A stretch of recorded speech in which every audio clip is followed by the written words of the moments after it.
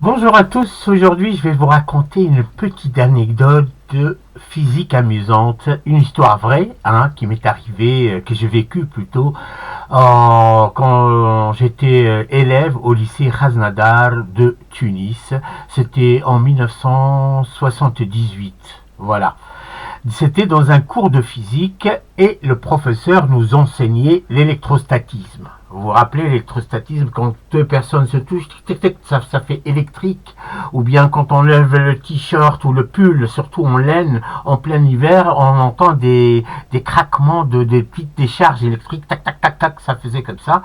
Et donc ce jour-là, le professeur nous a fait l'expérience que vous connaissez tous avec des petits bouts de papier et un stylo. Donc il nous expliquait, le professeur, qu'il faut un corps qui est isolant, et ce corps-là, on le fait frotter par exemple sur les cheveux, des fois ça marche pas, sur les cheveux comme ça, et quand on les frotte sur les cheveux comme ça va créer des petites charges locales, des petites charges négatives.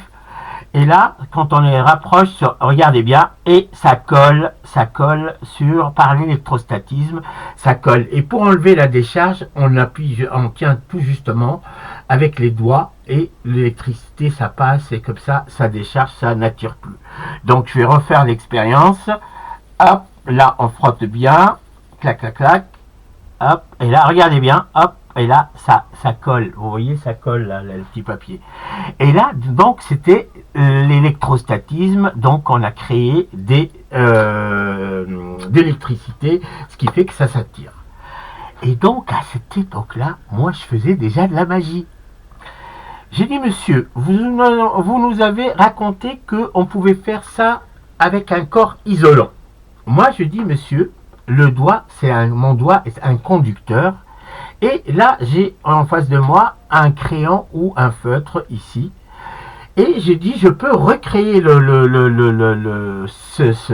cette expérience-là, rien qu'avec le doigt qui est conducteur, je le rappelle, donc normalement ça ne devrait pas marcher.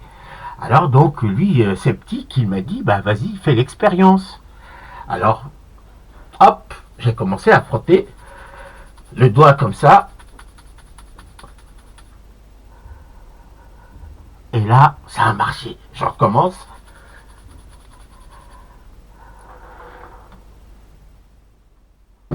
Le professeur qui n'a rien compris, qui n'a rien compris de la farce. Savez-vous ce qu'il m'a répondu? Il m'a dit, il m'a répondu que ce phénomène que je viens de reproduire n'était pas dans notre programme et qu'on le verra dans le programme de faculté, des études supérieures.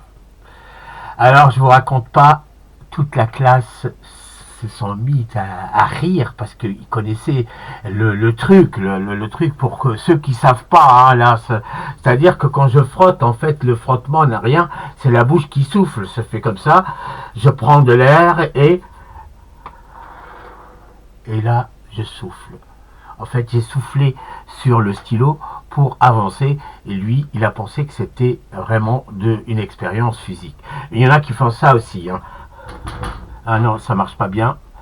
Alors là, alors pour le reproduire, il ne faut pas souffler comme ça.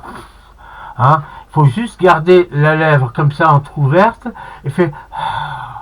Et donc il faut une surface lisse quand même pour qu'il n'y ait pas de frottement.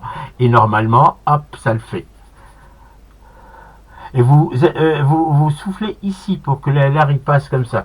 Et là, vous baissez la tête pour qu'on ne voit pas la bouche non plus. Et voilà, c'était la petite anecdote de physique amusante qui s'est déroulée en 1978. Allez, je vous dis à bientôt et à une prochaine vidéo.